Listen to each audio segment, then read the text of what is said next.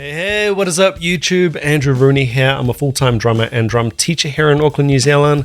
Got something a little bit different for you today. I'm really just going with the flow on this one. I'm a big Rick Beato fan, as many of my subscribers are. I can see that in the channel analytics that a lot of you guys watch Rick Beato. And I'm a subscriber of his channel and I watch him, and I flicked on the TV this morning, brought up YouTube, because as you do, what else are you going to watch? YouTube, right? This title grabbed me. The insider Spotify data is mind-blowing. Now, Rick Beato, I see him as someone who's really got his finger on the pulse of the music industry. Quotation marks. Is it even an industry at this point? Too soon? But anyway, I see him as someone who knows what's going on. I do not have my finger on the pulse of the current scene and what is going on. Although I'm a teacher and I can see what students pick, that's not a really good cross-section because, you know, those are students who are interested in music and into a lot of the legacy bands as well as new stuff as well. So I thought this could be a really good hot take and a good one to look at and a good one to share with you guys. So this is a different type of video for me. It's probably not going to be overly drum focused, well, drum focused at all, but we shall see. Topic interested me. Let's see what it's all about. Let's check it out. I saw something in the news last week that Apple Music had its first song with over 1 billion plays, which was The Shape of You by Ed Sheeran. And Can I just say, the video quality on Rick's channel, I mean, I've always thought it was amazing. This is like Spielberg level cinematography here. I mean, this is just phenomenal. Some serious backdrop / studio envy. I'm going to back it up because I don't want to miss anything he says here. I saw something in the news last week that Apple Music had its first song with over 1 billion plays, which was The Shape of You by Ed Sheeran. And I thought, it's kind of weird because Spotify and YouTube have many songs over 1 billion plays. And I looked it up. They each have over 400 songs with over 1 billion plays. YouTube and Spotify each has 400 songs with over 1 billion. Really? Wow. Okay. Learn something every day. I mean, I must admit, I get students bringing in songs that I have literally never heard. A band, or I don't know about band, an act or an artist that I've never even heard of. And a couple of those have had 1 billion plays on the song. And every time that happens, that's pretty humbling. It makes me feel pretty old. And I mean, 1 billion. If you do hear the word billion, you know, we think in terms of million, billion. 1 billion is 1,000 million. It's very easy to lose touch, to lose relationship with how much that is. Why make trillions when we could make billions? You sort of, I think generally we think in a linear way. Oh, it goes 1 million, then 1 billion, then a trillion, on and on and on. 1 billion is 1,000 millions. 1 million, million, million, million. 1,000 of those is 1 billion. I know you probably already knew that, but sometimes it's good to actually think that is just an astronomical number. And I thought, well, Apple Music's been around since 2015, Spotify's been around since 2008, and YouTube since 2005, 2006. So it's not that surprising. So then I thought, well, why don't I download the API, which is the information available for developers from Spotify, because they give it to It was iTunes, wasn't it? I still call it iTunes. Did Apple Music directly replace iTunes? Comments, hit me. And it shows you a list of the top 500 artists. It shows you how many monthly listeners they have. A monthly listener is someone that's listened within the last 28 days. And a listen is constituted by 30 seconds of listening to a song. Okay, let's take a look at this. That's sad, isn't it? A listen is 30 seconds. Look, my son, Connor, love him to death, but one pet peeve, Connor, he will listen to songs, and it's probably typical of his age, just turned 9. He'll grab my phone, put on Spotify, and put on a song for like literally the first sort of line or two. Switch. Same on the next song. Switch, switch. we're at the point 30 seconds constitutes a listen. It's sad. The demographics from Spotify. Age 18 to 24 is 26%. Age 25 to 34 is 29%. 35 to 44 is 16%. 45 to 54 is 11%. And 55 and over, my demographic, is 19%. That means 54% of Spotify listens are between 18 and 34. 54% of Spotify listeners are between 18 and 34. I guess below that, they don't have their own account, though, do they? They're probably listening on their parents' account, so you're going to get a younger demographic, a big demographic. Like me, perhaps driving your child to school, using your account and listening to their music. And the rest, 46%, are between 35 and 100, let's say. Okay, what about the gender demographics? 56% are female on Spotify and 44% are male. YouTube skews a little bit more male, I think. I'm not positive of that, but if I had to guess, that's what it would be. Okay, so what are the top artists by monthly listeners? Remember, it's people that have listened in the last 28 days. Okay, number one on the list is The Weeknd with 108 million monthly listeners. 108 million monthly listens or listeners? Are these individual accounts, individual people? The way it's written here, it sounds like it's individual accounts, but I would assume that was what Rick was talking about in terms of it's ticking over that 30-second mark. I actually find this stuff fascinating. I need to understand more of this, and I need to understand more of what's going on with modern music and these kind of stats. This is actually very, very interesting. That's not surprising. What's surprising is Ed Sheeran is number 2 at 86 million. And what's surprising... That's a huge drop down to number 2. That's 22 million listens less per month between 1 and 2. About that is The Weeknd is 20% higher than Ed Sheeran in monthly listeners. That's a lot. If you take into account that 22 million difference between the two would put you on the charts at about 230 or so on that chart of monthly listeners. So 22 million more is almost as many monthly listeners as the Beatles have. The difference, think about this. The Weeknd in a month gets more listens than the second most listened to artist, Ed Sheeran, by the length of by the amount of listens that the Beatles get. Phenomenal. And the way Rick breaks this down is he puts this into perspective just so brilliantly. Channel goals right here. The difference between 1 and 2. That's shocking. Then you have Taylor Swift, Miley Cyrus, Rihanna, Justin Bieber, Shakira, Ariana Grande, David Guetta, and Bad Bunny to round out the top. Okay, Bad Bunny? Comments. Who is Bad Bunny? Top 10. Number 10, Bad Bunny has 71 million monthly listeners. Okay, pretty interesting. Then I decided to divide this up into genre. So I took the top 40 artists, number 40 being Karol G. Okay, so on this chart, again, I don't know who Karol G is. As you can see, 45% of them are pop artists, 30% are rap artists, then coming in at 7.5% are both EDM and pop rock artists. We'll talk about this in a second. 5% are R&B and 5% are Latin pop. Okay, let's just pause it here. I want to get my head around this. So he was talking about the top 40 artists on the Spotify stats, on the Spotify streams and listens. 45% of those artists or 45% of the streams? I might not have heard that right. Pop. Okay. And then 30% rap.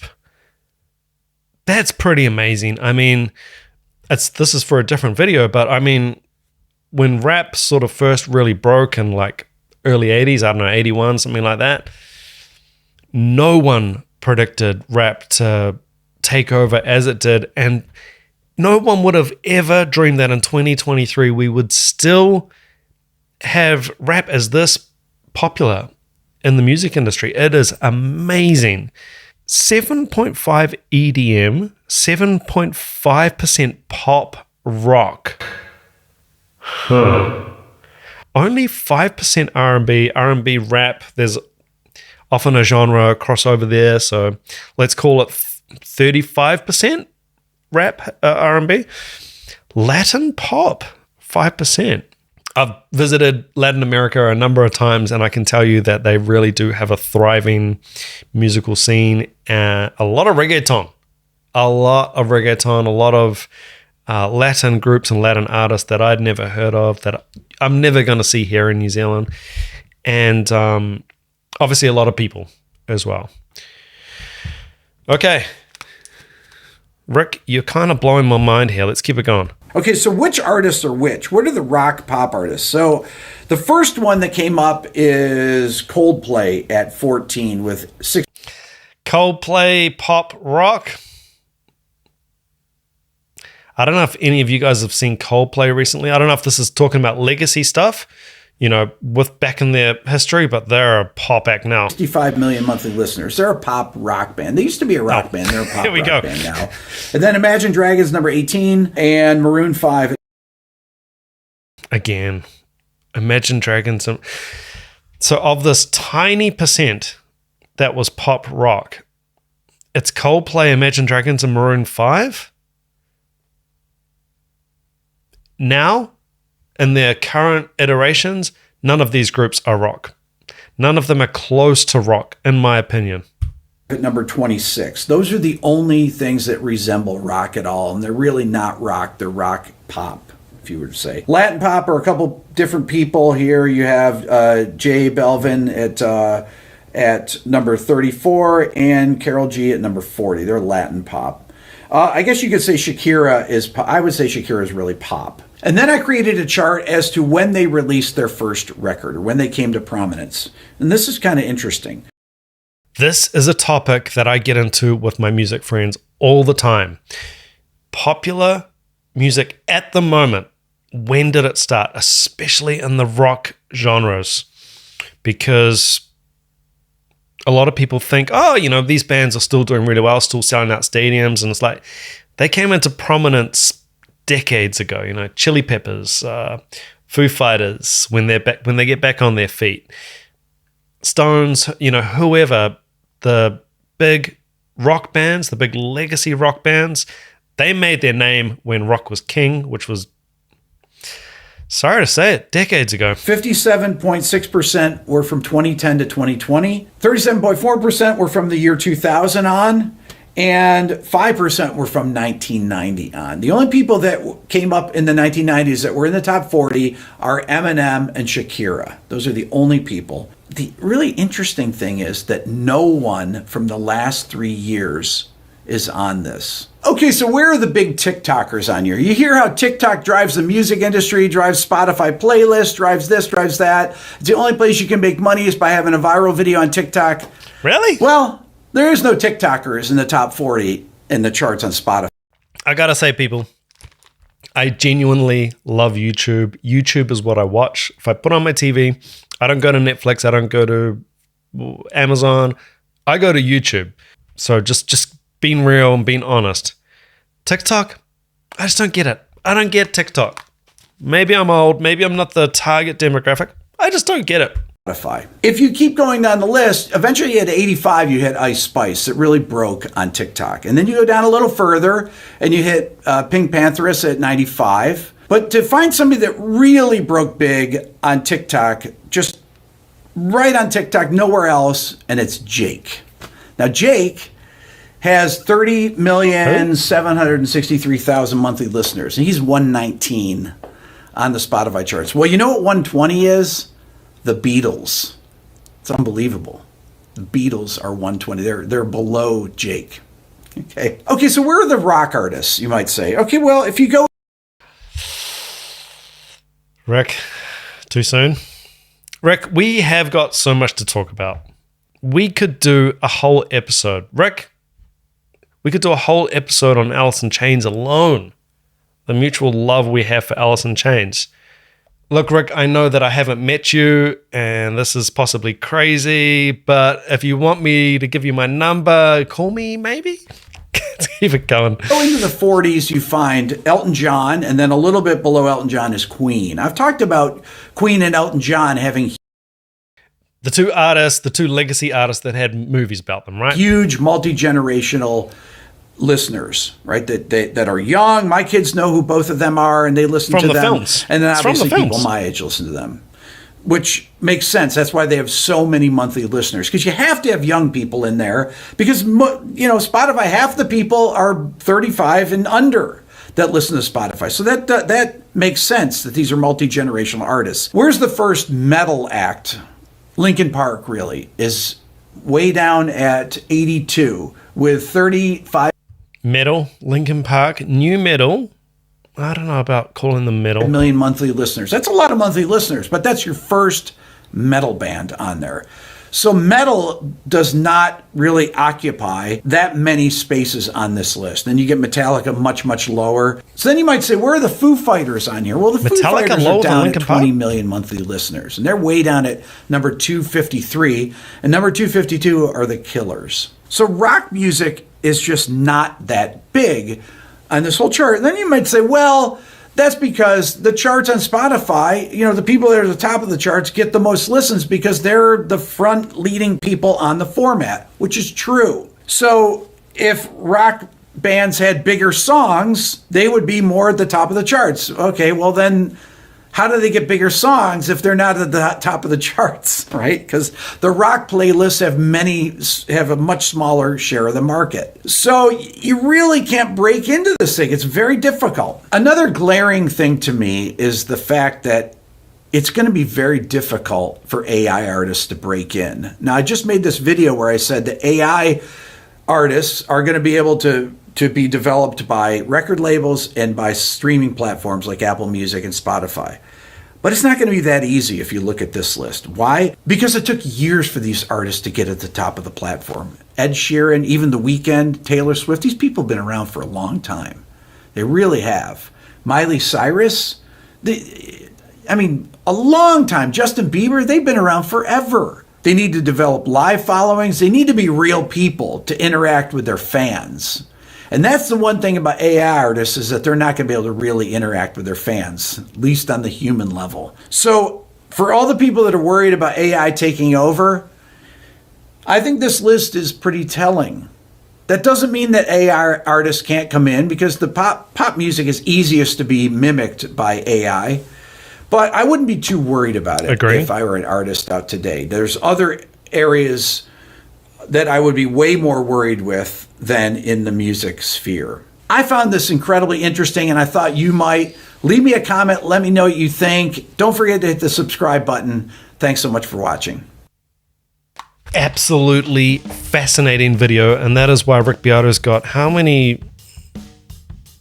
3.49 million subscribers. Sharks with frickin' laser beams on their heads. That is why he's got such a big following. It's just intriguing content like that. He's got an interesting angle, an interesting way of analyzing what's going on. As I said at the start of the video, I don't have my finger on the pulse. I get a little bit of a cross-section from students coming in. I teach students from all ages from 6 to 60. And, I get a taste of what they're into, a lot of new stuff, but also a lot of legacy stuff, old rock, Beatles, Stones, even from the younger students, because obviously their parents listen to it and they're interested in drums. They're listening to music that's got drums in it. But yeah, this is fascinating for me. It's fascinating for me to look at the current listening habits. I'm old. I'm a dinosaur. I'm from an era where you saved up your pocket money for months sometimes, and you would race down to the record store and either buy a vinyl, cassette, or a CD. And you would wear that thing out. Wear it out. Read the liner notes. I would know who was the art director of the inlay cover. I would read all the lyrics. I would read the band thank yous. I'd read, the gear that the drummer was playing. I was, a fan, into music, into bands.